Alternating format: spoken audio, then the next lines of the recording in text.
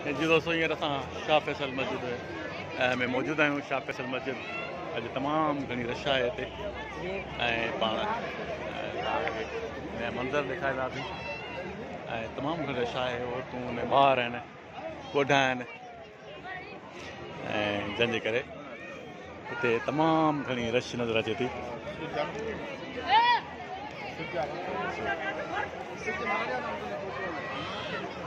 तमामु घणी रश हिते मौजूदु आहे ऐं हिन सां गॾु मुल्क मां सियाहत अचनि था। शाह फैसल मस्जिद जेका सऊदीअ जे बादशाह ठहिराई हुई। अच्छा तक पिया न हीअ मज़र ख़ासि के लिए शाह फैसल मस्जिद में सिंधी टोपी पाए बीठो आहे। सिंधियो वॾेरो थो लॻे, नंढड़ो असां नंढड़ो नंढो सिंध जी सकाफ़त ऐं क़ाइमु करण लाइ वरी मां वरी पहुचंदुसि टोप मूंखे ॾिसां थो त वरी मूंखे खिल थी अचे कायो काई टोप ते छो राम मुंहिंजे टोप ते ज़ाहिर अची तूं कयो यार सफ़ा जोकर थो लॻी न हाणे हाणे लॻी न हाणे वरी जोकर जोकर थो लॻी न करे जोकर त जोकर आहे कुझु माण्हू ख़्यालु करे वठे। अचो भला न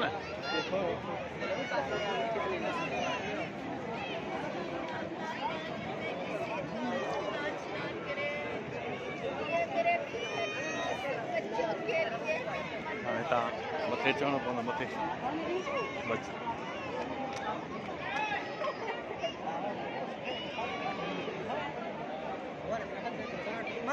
सिज साम्हूं हुजण करे शाम जो मंज़र आहे। सिज परे पासे जेको मंज़र हिते ॾिसणु चाहियूं था, ॾेखारणु चाहियूं था उहो कोन था ॾेखारे सघूं छाकाणि असां ॿिए पासे खां आया आहियूं।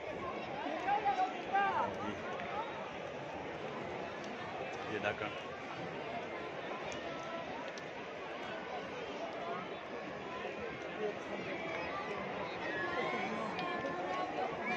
ही मस्जिद खां हेठि जा मंज़र आहिनि।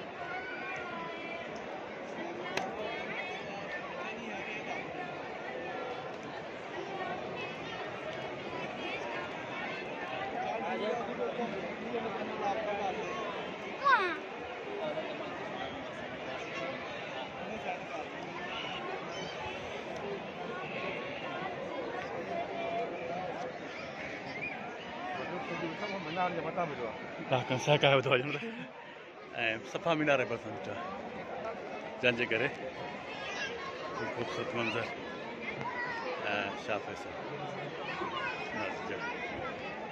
हीअ शाह फैसल मस्जिद जो ॿाहिरो नज़ारो मीनार ऐं हिन तरफ़ जबल जा ख़ूबसूरत मंज़र आहिनि।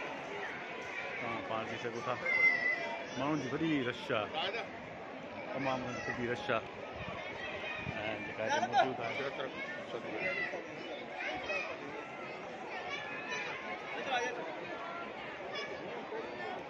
वॾी रश आहे हिते माण्हुनि जी बिल्कुलु हर तरफ़ को सेल्फियूं कढी रहियो आहे ऐं को फोटू कढी रहियो आहे त को वीडियो ठाहे रहियो आहे। मुख़्तलिफ़ माण्हू आहिनि के सुकून सां वेठा आहिनि ऐं साम्हूं वारो